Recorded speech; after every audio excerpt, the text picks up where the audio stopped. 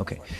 So as I've been noting in my community newsletters, we committed that starting in the new calendar year, in the lead up to the not to exceed budget, which will be presented to the board in March, that we were going to place our budget, providing financial information not only to the board but to the community, a regular occurrence.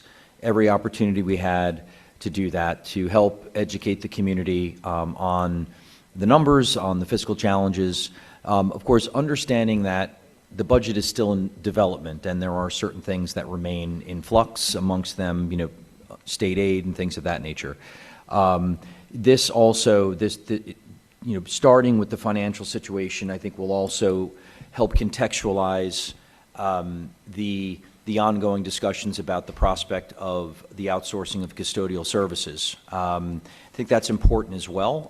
The board and the administration have received a lot of messages and emails from staff and community members, genuine, and in many points in those emails, the board and the administration agree. But it is important to be able to put that in the context of the financial situation, because there isn't a person sitting around this dais that is considering this decision lightly or doesn't understand the far-reaching implications of it to the people themselves. So with that, I'll turn it over to Mrs. Donnelly, and she's just going to give some kind of high-level financial information about projected revenues, projected expenses, and thus projected shortfalls. Thank you, Dr. Cascone. And I'll start with the caveat, as Dr. C said, if somebody was presenting at a course or giving some legal advice, they'd say, this is not legal advice, seek your board attorney. But the caveat here is, again, they're estimates as of today, and those estimates can change at the drop of a dime. When I wrote this presentation over the weekend, I had one set of numbers, and today that changed, and I changed these numbers at 3 o'clock this afternoon. So that's how quickly, numbers are changing.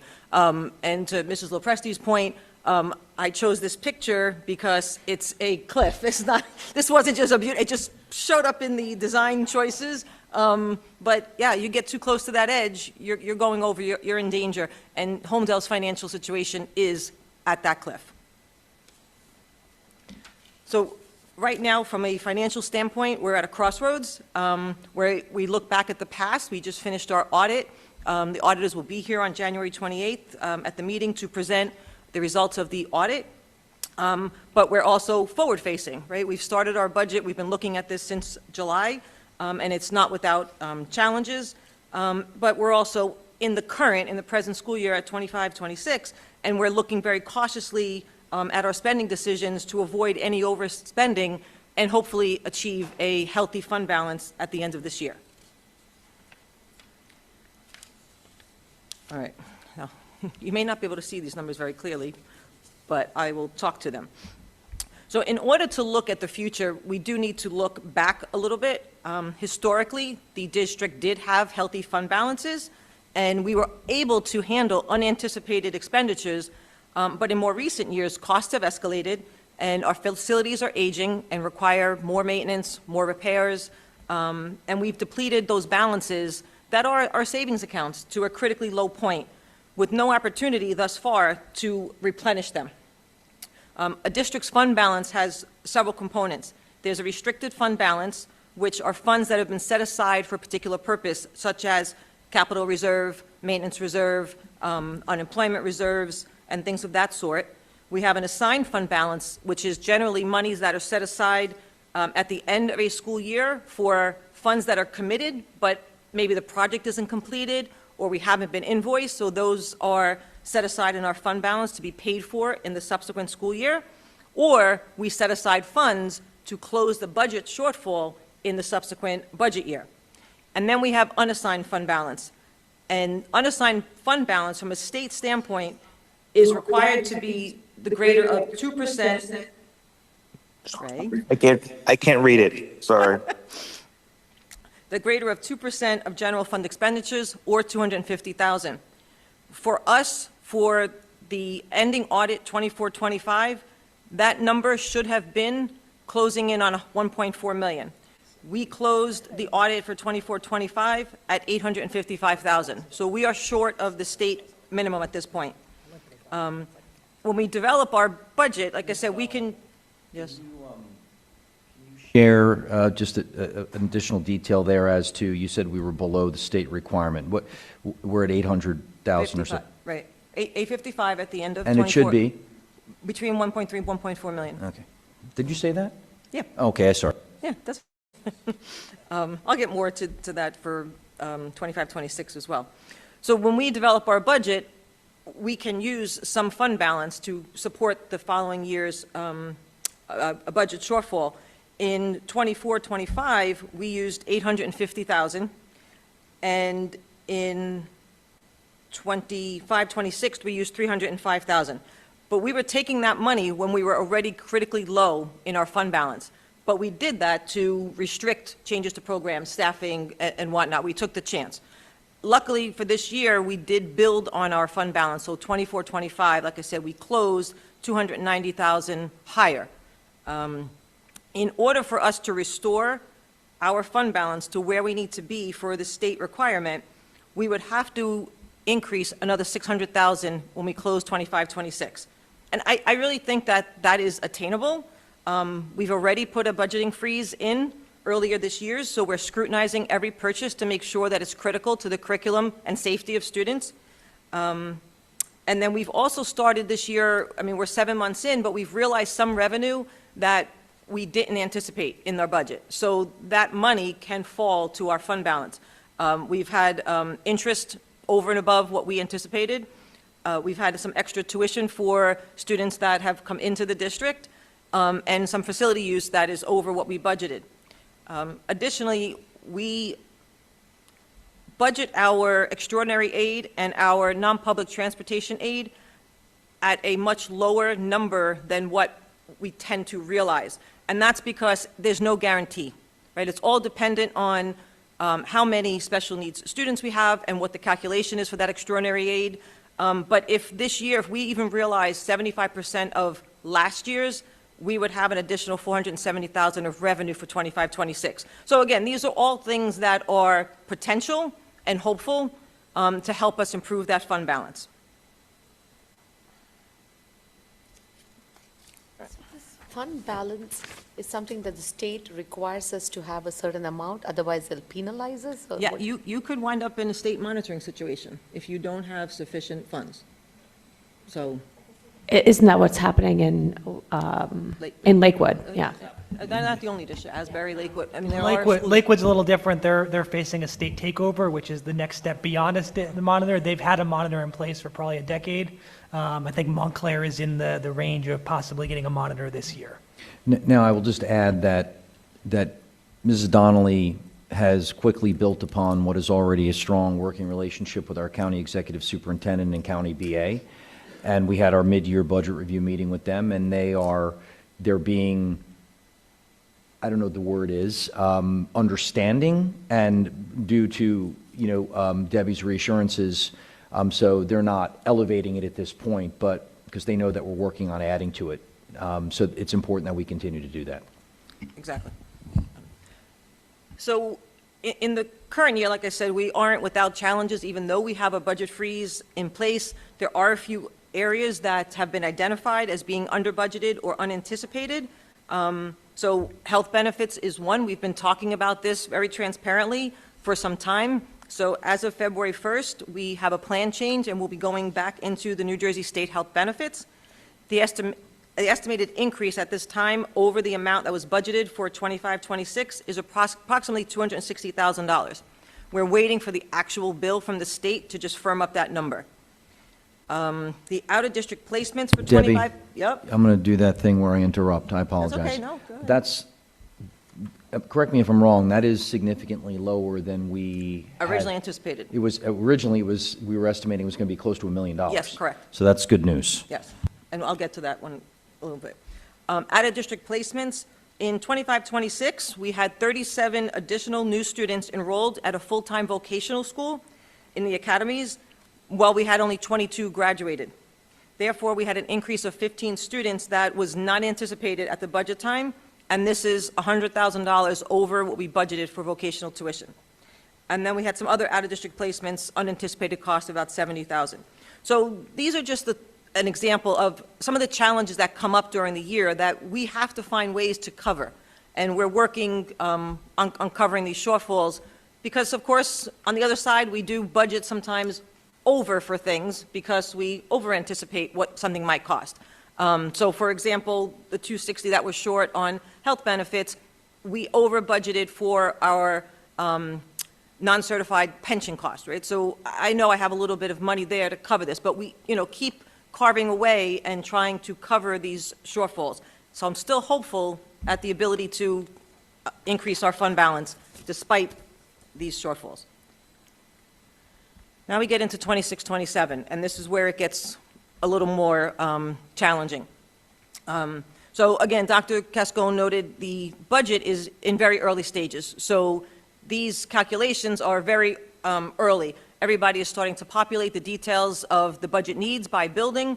We're reaching out to vendors, reaching out to our insurance brokers, and getting more thorough estimates, but it takes time, right? It's a little early in the budget process. So last year, our total budgeted revenue was about $72 million. With the 2% allowable increase, we'll add revenue of about $1.3 million from our tax levy, regular tax levy. And then we are allowed a healthcare adjustment estimate. And this was something that today the state opened up the budget program, and I learned just how high we can go with that. So we can go up to $3.4 million, and that is based on the board's decision to elect to go that high, if anything at all. So they can go 0 to 3.4 on the adjustment to tax levy. If they elected to go to the whole 3.4, the tax levy would be about 7.2% for 26-27 school year. At this time, state aid, we are presuming flat, but last year we did lose $154,000, and we could still lose funds this year, but we won't know that until sometime in March. This year we have a new governor, and they will have an extra 2 weeks to prepare her budget and give us only an extra week to prepare our budget based upon our state aid changes. Deb, So would you mind telling the public how much our state aid actually is? it is $5.2 million Okay. was the for this year. And in comparison to, a school district like Bayonne, let's say, with probably 3 times the size, which is understandable. Right. So- But I think they're Right, about 222 million? I don't know. Yeah, no, I know, I'm state- just saying, like, the difference it's is- really Right, upsetting. we get educational, special education aid, transportation aid, and security aid. We don't get equalization aid, which is where those districts, right? So instead of the taxpayer, they're getting state aid, Yep. right? Because their ability to raise revenue from a tax levy perspective is lower, and they can't provide for an adequate education from tax levy. Correct. So the state, But right? yet, regardless, the balance is completely off in terms of, if we have 3,000 students compared to their 10,000, 5 million to 222 million Right. is a little bit ridiculous, and that's something that really needs to be fixed. And I think it's important that the public understands that aspect, because I think many people think the latter, or, just have no clue about how this is going down. So it's important for them to speak to their elected officials and say, hey, what are we going to do to make this right for everybody and more fair and equitable around the state? Agreed. It would make our jobs a lot easier. And then we would hold flat other miscellaneous tuition, interest, and whatnot for the purposes of early stages right now. So that takes us to... What is that tuition interest rate? What's the tuition? Tuition, and we have students that come from other districts, and we charge tuition for them not being a resident of Holmdel, then interest on our accounts, right? So how How much? do they choose to come here then? It's extenuating circumstances. Yes. Right. I don't know, Amanda, if you, like, students that are coming in, special ed, students that are coming in, that we charge tuition for, how do they get here? They're transported by their district. If that, if So you they mean- pick our, they just pick our school district, that's it? And No, they go? choose our school district because of We the have- I think services she's- that we're providing. Yeah, how do they get to be able to just say, I want to go to Holmdel? Yeah. So they don't. So essentially, it would be a child study team decision. It's based on the program and services that we are able to provide. We have an extremely well-respected and probably the best in the state a program for our visually impaired students. And districts are really eager to come to our district because we have an inclusive program with general education peers. So what happens is, again, we have to monitor that because I can't take everyone, and we have our own kids to service. But of course, that would require them to pay tuition to us. They transport their child to our district, and they take care of everything. So if there's paraprofessional support, they also pay for that. Amanda, correct me if I'm wrong. I mean, it's similar to us having to send a student out of district because we can't meet their needs. So we pay for their transportation and we pay the Very receiving similar. district tuition. So it's the same thing, we're just receiving in these cases. Correct. Okay. So that takes us to an anticipated revenue for 26-27 of $75.8 million. So if we try to roll forward without getting into every single account in details, roll forward our expenditures, again, starting with that same 72 million, our health benefits will require an additional 4.4 million, again, on current calculations, in order to meet the budgeted needs of the health benefit premiums. Transportation each year goes up by CPI, the Consumer Price Index. That is set by the state. Last year's was 3.57. To my knowledge, that has not been distributed yet, so this is being budgeted based on that same CPI. And then an increase in all salaries based on the average from the last year is another 1.3 million that we would need. We have our MCIA lease, so we lease buyback purchase agreement in order to buy equipment and IT needs every year. We do that every other year. We enter a new lease. Last year, or current year, 25-26 budget, one of the leases rolled off, so we had a little bit of a savings. Next year, we have a new lease payment coming in, so that's an additional $147,000. And then our other insurance costs, which are, property, workers' comp, that's an additional increase of about $100,000. Energy cost will be increasing. We put something in at 5%, and we'll talk about our solar expiration issue coming up, which could increase this number. And then out-of-district tuition. Out-of-district tuition, we budget our out-of-district tuition, but much of that cost is offset by our IDEA grant, Individuals with Disabilities Appropriations or Educational Act. I hate talking in acronyms and then not telling people what it means. So we can only budget by state requirements at 75% of the prior year's award. So that 25% of the anticipated out-of-district placement cost has to be covered in our budget. You can't just gamble and hope that it comes out. And then any money excess then would be able to flow to our fund balance or be used for other purposes in the budget. But for purposes of anticipating a shortfall, we have calculated that in there as well. So that brings us to anticipated appropriations of, and I can't even read my own numbers, 76 million. 78, right? See, I can't even read this, it's so small. It's 78 million, sorry. And board members, I just want to apologize.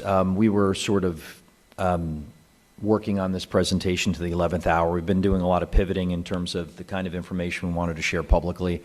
So moving forward, you can expect to have presentations like this in hard copy, and we're happy to send this to you. I know that Board Member DeSilla sent it around as well, but you can expect us to share this subsequently. So apologies for that, for any inconvenience for that. But also, this is dynamic and fluid. I mean, these numbers have literally was changed changing three before I walked over times. here. And actually, there's been some positive changes, so this is good. Yeah, well, positive, right. And We again, were this ready to committee- make copies, and then this change came, and then I started changing everything, and I said, well, we're going to post it on the website, so, everybody will have it. And what we said is, committee of the whole meeting was supposed to be working in public. So this is literally public meeting of like what we would be doing in subcommittees in a way. So Right. this is, Right. So that brings our potential shortfall if you choose to use the whole health benefit adjustment waiver to 2.9 million roughly. If you don't, we could be as high as 5.3 million. So we're going to be someplace in there, depending on what the board decides to do about the $3.4 million potential health waiver adjustment. Deb, can I ask you a quick question, just so the public knows, forever is paying attention? If from the health benefits premium increase this year, it was approximately like 34 or 36% increase, correct? Something It probably was. right that was around not even 30 to higher. 30, Mhm. yeah. Yeah. So that's, I mean, just think of those costs that we have to absorb and figure out a way to subsidize that. That's a lot of money. Once we have the actual bill, we'll be able to firm up that percentage because it's really based on the census and how the premiums fall out and whatnot. So hopefully by Friday or Monday, I'll have something from the state and be able to firm up that calculation. Deb, you did say it, and I didn't write it down. So with this, if we obviously know what's the 2% allowable. What is, if we added the healthcare full adjustment of the almost 3.4 million, that include, plus the 2% allowable, would be an increase in what? 7.2. 7.2. Because you said it, I just didn't And write it that's down. excluding debt service, but the debt service has a little bit of savings in it this year because it keeps going down as the Right. interest goes down. So I would say it's probably going to Right, be again, all rough in about estimate and- 7%, yeah, which Okay. is a little bit higher than last year's, about 6%, right? Okay, thank you. But not as bad as we could have been. And just keep in mind, again, go back to that fund balance history story that we were talking about. This shortfall does not take into consideration trying to build up any fund balance or reserves, right? This is just covering our anticipated expenditures for next year. Right, this is just a moment of time right now, not planning forward, and we'd be in the same exact hole we will be in next year if we just, put on blinders and just say, okay, let's go to the cap and be done with it. I mean, Deb, can you explain to the public and us, to whoever might not understand it, about the healthcare waiver and how that works and why it is now 31%, right? It's essentially to offset Right, these. so it's, it's to offset the increase in the premiums from the state health benefit plan, or based on the state health benefit plan, which increased a composite rate of 31.9%.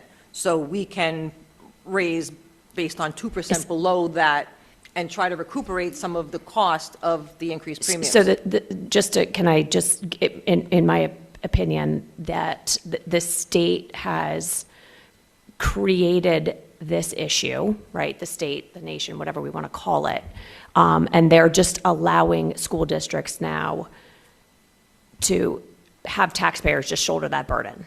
It's shifting the burden That's exactly what it is. to absorb the costs. So again, it's not a solution, it's throwing money at a problem that's not gonna fix it.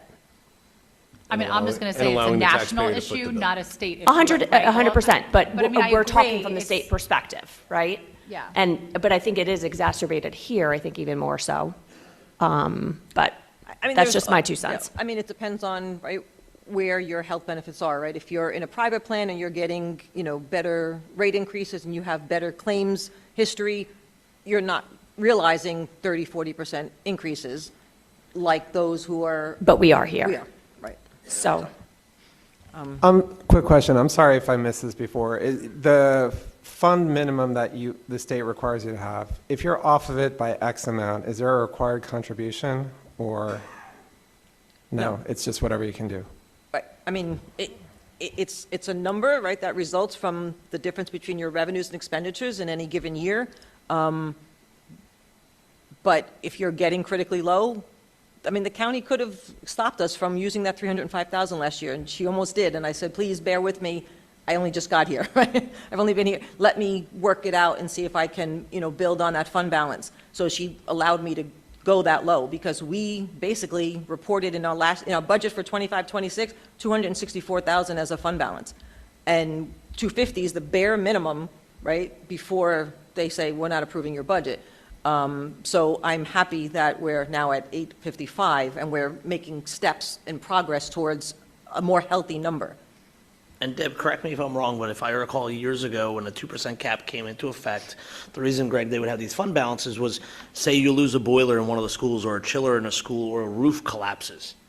You know, who's going to pay for that? So therefore they would have, and I think, is it every 3 years the fund balance or the maintenance reserve, capital reserve fall off and? No, your cap reserve that's our money. Yeah, but the fund balance. The bank cap Yeah. would expire, bank cap, Right. right? So if you're allowed to do a tax levy at 2% and you chose just to do 1%, the differential of what you could have raised would have gone into bank cap, and you can use that money in future budget years to levy the tax, and we had done that in the past. Last year, in our budget, we used the last piece of bank cap, which was 1.4 million. So that also, right, is part of the shortfall, is we've been using some of this, fund balance and bank cap to support the budget, and now those levers aren't there anymore. And the bank cap is use or lose in 3 years. Right, and that's where that expires. in And 3 most districts do not haven't. have bank cap. So for years, the old BA were financially solvent, doing well.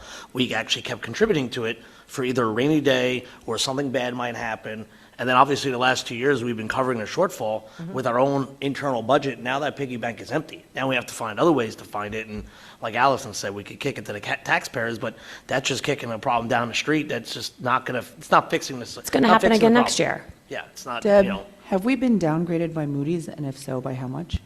We were last year, and I don't have that number in front of me, but it was downgraded, I think, I want to say it was like A1? I'd have to look at it.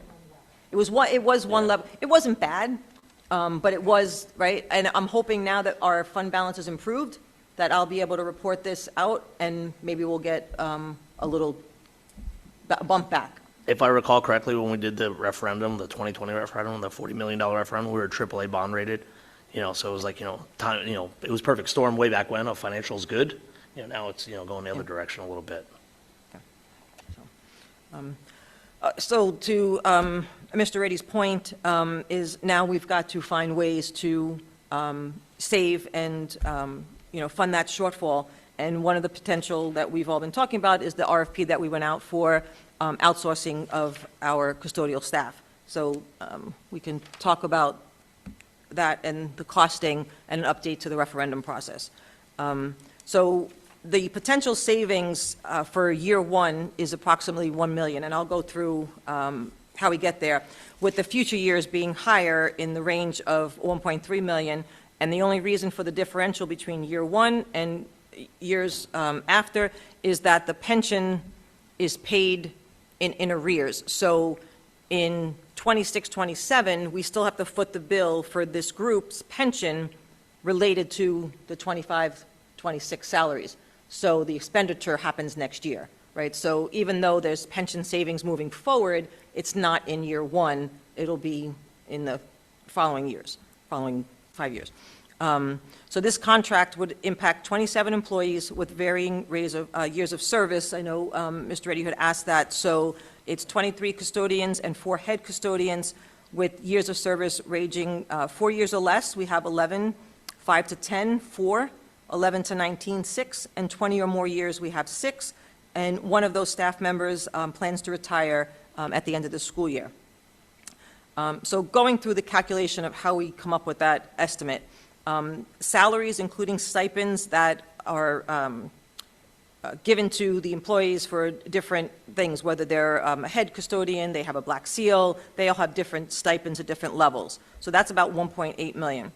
The health benefits for this group, assuming January 1st of 27, a 30% increase in premiums, again, because that is what brokers are saying out there, that's 780,000.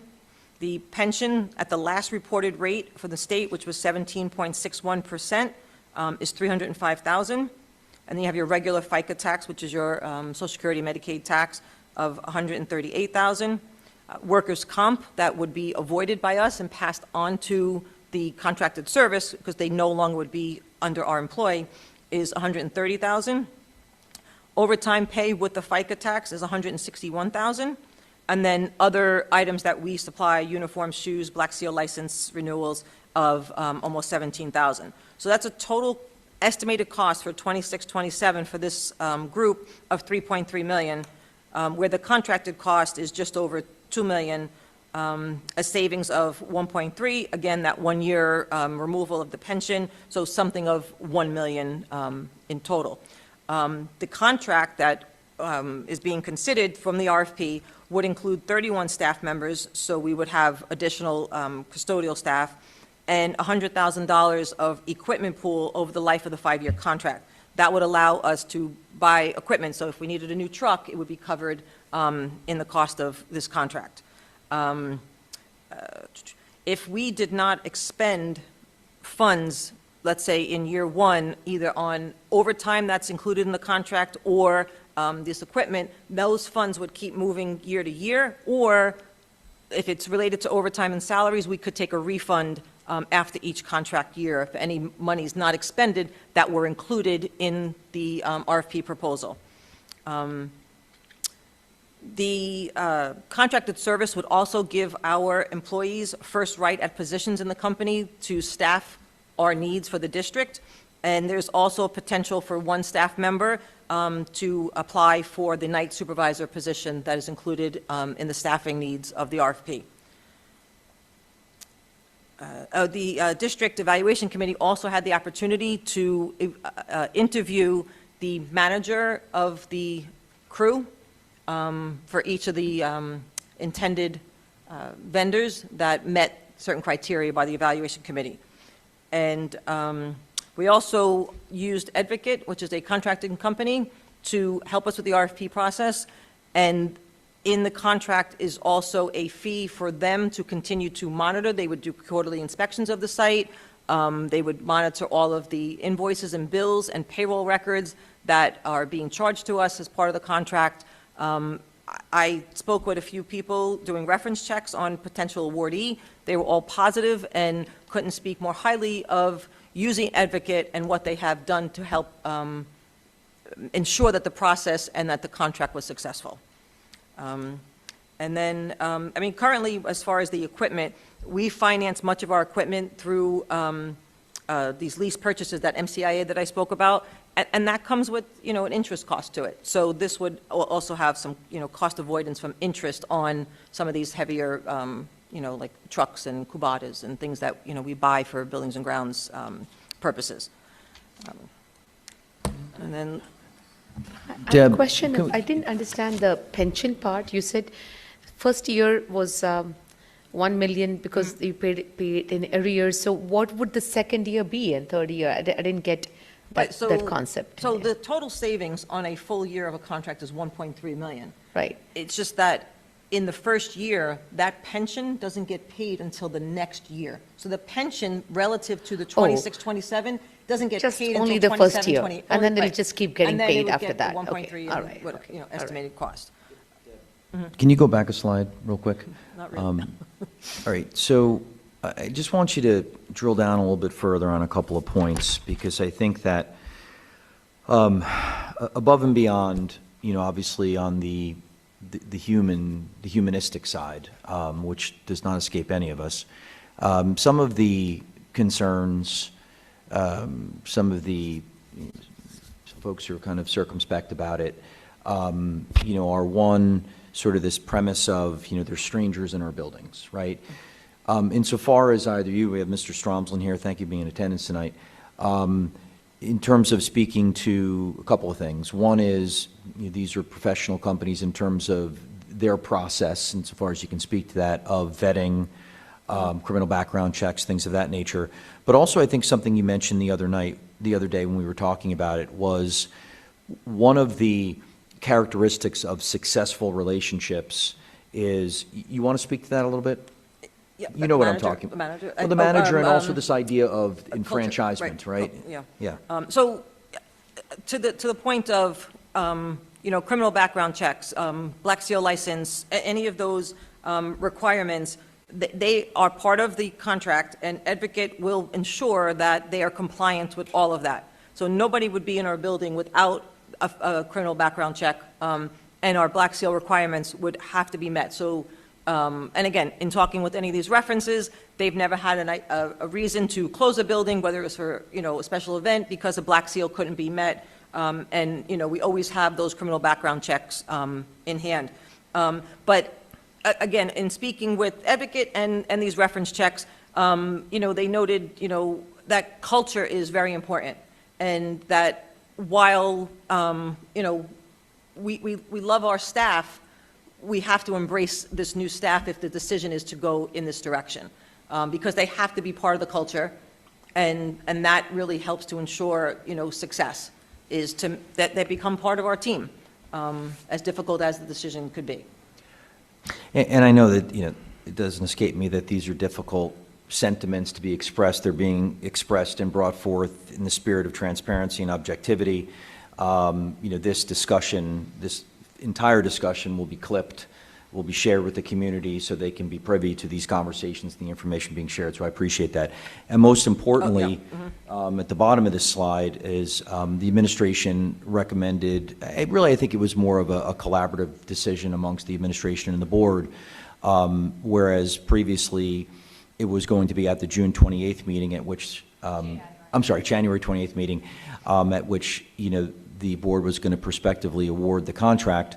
The board has agreed to postpone that until February, and there were a couple of reasons for that. Part of it is the contemporaneous negotiation process, which is ongoing.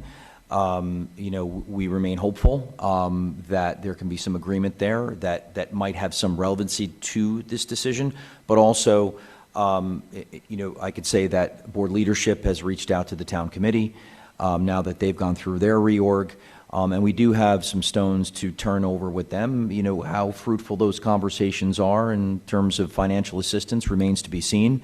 But in the spirit of due diligence, the board and the administration felt that we need to pursue those conversations before any final decisions are made. So I thought that were important to mention here in public. Just really quickly, just to clarify, this is for inside our buildings, right? We employ a separate staff for our grounds, right? So just so that people know that we employ even more people to do a lot of the maintenance work. Right. The maintenance and the grounds staff are not impacted by this. This is just custodial services. Can you speak to how many or not? I mean, if you don't know, I'm sure Ken will know the number of grounds and the number of maintenance guys we have on top of that. Grounds, we had a head of maintenance and grounds, and then we have 4 grounds. Ken, do you want to, Mr. Stromson, would you mind coming to the mic? 4 in total with the head, right?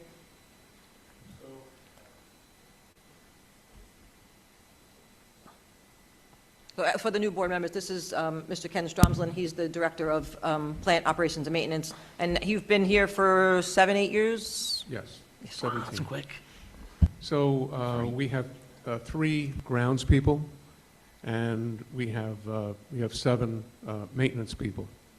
And we're really very unique relative to many other surrounding districts in that our team, a maintenance team in particular, consists of 2 licensed electricians, 2 HVAC technicians.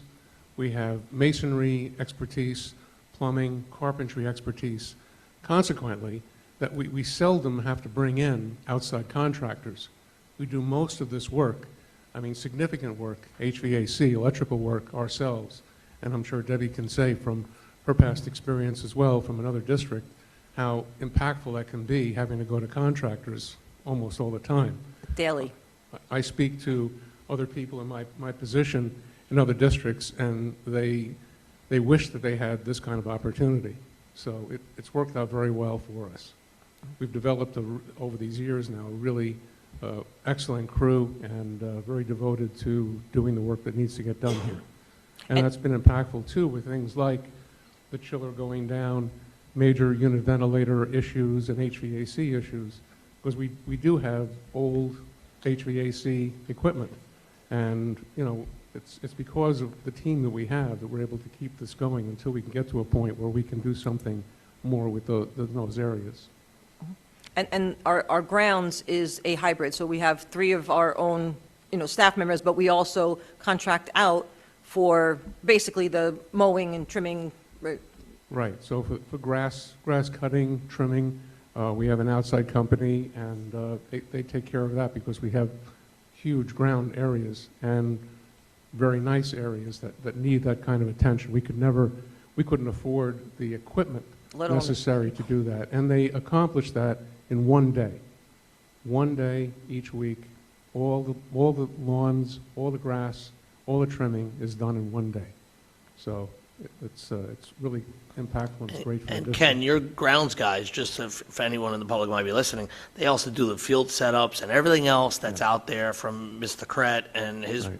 group of guys, and they do, there's a lot of stuff. You drive here on any given afternoon, and, fall and spring, generally speaking, because it's more outdoor sports, and there's all sorts of stuff going on here. You see them 6 o'clock in the morning out there, and they're picking up the trash and everything from all the events and things that we have going on at night. And then, as you said, preparing all the fields and having everything ready for every sport. Yeah, yeah. Any other questions? Can I just ask, what would the contracted costs look like after year one? Do we have any idea of that? I don't have it in front of me, but they do go up, but it's not astronomical. I can provide those numbers to you. It's a 5-year contract. I have the numbers. I just don't have the detailed numbers off the top of my head. But actually, everybody else that was here, board members before, had been presented that, and I apologize, the new board members would not have seen the backup for that. So I will get that to you tomorrow morning. I just have a question going to the anticipated shortfall, right, on the general one. So when we talk about the potential shortfall, with or without the health benefit adjustment, okay, does this have the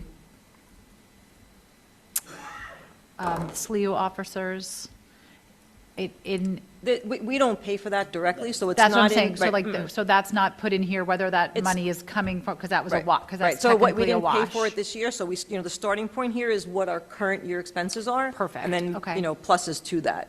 Okay, Right. and then also still, just so that the public knows, like, this is part, so in here, like courtesy busing is still in here, which is still Yes. up for removal for next year, so that would be a savings of, the There's 5 to nothing- 700,000. There's nothing removed from here. There's nothing, so yet. this is fully Not even the everybody. AP testing that they talked about, that's still in here, right? Right, 'cause So that hasn't even been as we approved yet, decide, so- that, again, that's been decided, but I didn't put it in here because I didn't know that was being Well, necessarily it hasn't been spoken voted about. on until next week, so that would be $100,000 Right, that come true. off after, Right, after so it gets those approved. things, So, but these are the little things that, Right. when we discuss courtesy busing, that'll come off. When we're discussing custodial, whether or not that, but this is the number to start from, our baseline, and as we make Exactly. these smaller cuts, and that some of that might be staff, whether it's custodial or just teaching staff, right?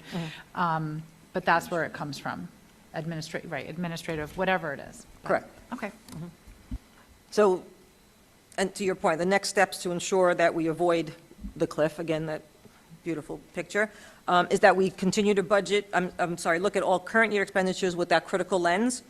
And you can ask some of the administrators left, some of the supervisors that I've pushed back on $20 and say, why do you need this? There.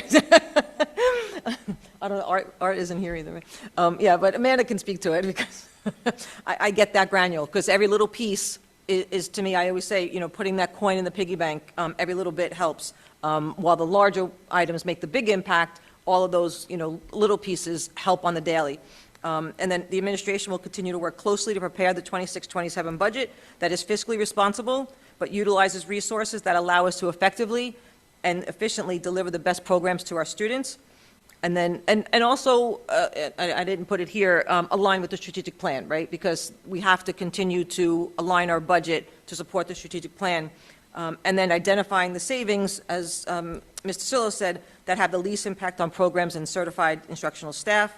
And we will continue to be transparent with the community, and, we've said that from the start with this. So I hope that helps clarify to the board and the community, some of the things we've been throwing a lot of numbers and thoughts around, but I thought this put it in a full package, past, present, and future, so. Thank you. Thank you, Deb. Any comments from the board on this? I mean, obviously, we've talked about it a while. This will be talked about again next week as well. It'll continue to talk about it. And like Dr. Cascone said, we had reached out to the township committee, waiting to see what dates they can meet, because we will try to talk with them again. And I can tell you, I've sat here for 12 years, and for the last 7 years, or 5 years at least, we've been trying, and any way we can do a shared service with them, we will work as best we can. I mean, but again, we have to plan that we won't get anything from them. That's been sort of the case. Last year, they helped us with the SRO and Class 3 officers. They helped us with the outsourcing, with the courtesy busing, not doing it. So I'm hopeful at least that'll be the minimum, and hopefully we can get more. If not, we will have to take actions upon ourselves to do what we have to do. I mean, right now, they did publicly say that 250,000 from Vonage, but until that's signed. Right, we don't know when can't- that's actually going Right, to so, take you know, place. so right now, they have at least said that, you know, and they did say that publicly at a township committee meeting, so, but, you know, we have to get that in writing. Right. And in an agreement, so. But I and thought the then- 250,000 was what we were getting, and we would have lost it, and now they're not going to make us lose it. Correct, but that's why Yeah. they're saying that they will continue to give what we're technically getting as of right now with it as an Right. empty building. They're going to keep us whole, essentially, you might say. Right.